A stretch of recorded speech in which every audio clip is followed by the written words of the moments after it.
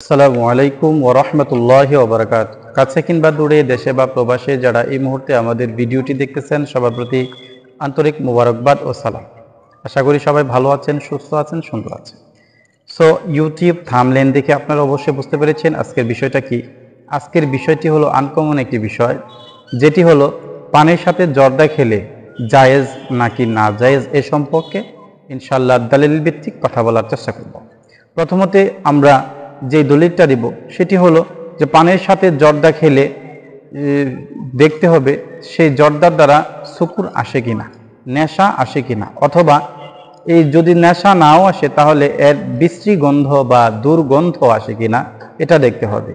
যদি সুকুর আসে তাহলে সেটা হারাম, আর যদি বিশ্রী গন্ধ আসে তখন সেটা কেরাহাত। আর যদি দুর্গন্ধ না আসে এবং নেশাও না আসে তখন সেটা দ্বারা আমরা সেই জর্দা খেতে পারবো, সেটাতে কোনো সমস্যা হবে না।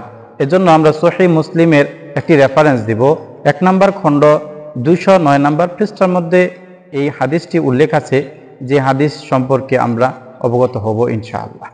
ফতোয়া আলমগীরি 572 নম্বর পৃষ্ঠার মধ্যে এই মাসালাটি আসছে, এবং কাবিরুল হাকায়েক 7 নম্বর খণ্ড 100 নম্বর পৃষ্ঠার মধ্যে আজকের মাসালাটি আসছে।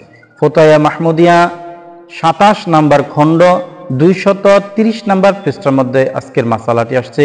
ফতোয়া দারুল উলুম দেওবন্দ 16 নম্বর খণ্ড 140 নম্বর পৃষ্ঠার মধ্যে বলছেন, যদি শুকুর না আসে, দুর্গন্ধ না আসে, তখন সেই জর্দা খাওয়া জায়েজ হবে।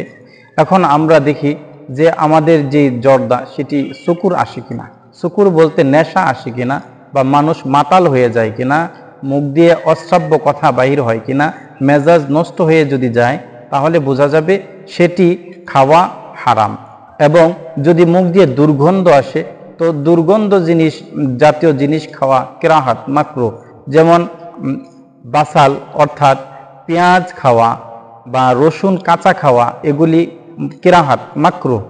যেহেতু এগুলি খেলে মুখ দিয়ে দুর্গন্ধ আসে, সো আমরা এই খাবারগুলি বর্জন করব, ত্যাগ করব, পরিত্যাগ করব। এবার আমরা যদি এর দ্বারা দুর্গন্ধ না আসে তাহলে সেই জর্দা আমরা খেতে পারবো। এজন্য আশা করি আমাদের মাসালাটি অবশ্যই আমরা বুঝতে পেরেছি যে পানির সাথে জর্দা খেতে পারবো কি পারবো না। যদি খেতে পারি, যা খাওয়া যায়, তাহলে দেখতে হবে এই জর্দা দ্বারা শুকুর আসে কিনা, এই জর্দা দ্বারা দুর্গন্ধ আসে কিনা। যদি শুকুর না আসে, নেশা না আসে, তাহলে দুর্গন্ধ যদি না আসে তাহলে আমরা বুঝতে পারলাম এটি খাওয়া জায়েজ হবে, এর দ্বারা কোনো সমস্যা হবে না। আসলে আমরা যে কথাগুলি বললাম সবগুলি রেফারেন্স ভিত্তিক কথাগুলি বলার চেষ্টা করেছি। আল্লাহ পাক রব্বুল আলামিন আমাদেরকে এবং আপনাকে ইহার উপর আমল করার এবং বোঝার তৌফিক দান করুক। আবারও সব সময়ের মতো বিদায় নিতেছি আপনাদের কাছ থেকে। মা আসসালাম। সবাই ভালো থাকবেন, সুস্থ থাকবেন, সুন্দর থাকবেন। সবাই প্রত্যেকের প্রতি খেয়াল রাখবেন। আসসালামু আলাইকুম।